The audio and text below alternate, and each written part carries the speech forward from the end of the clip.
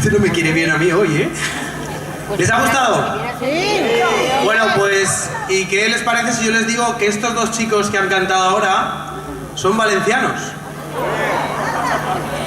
Y me van a permitir que lo diga así, porque los dos viven en el puerto del Sagunto, pero descienden de familias emigradas de Teruel.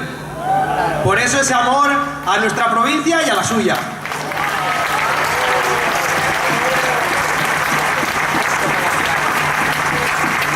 Ya les decía que son muchos lazos lo que nos unen.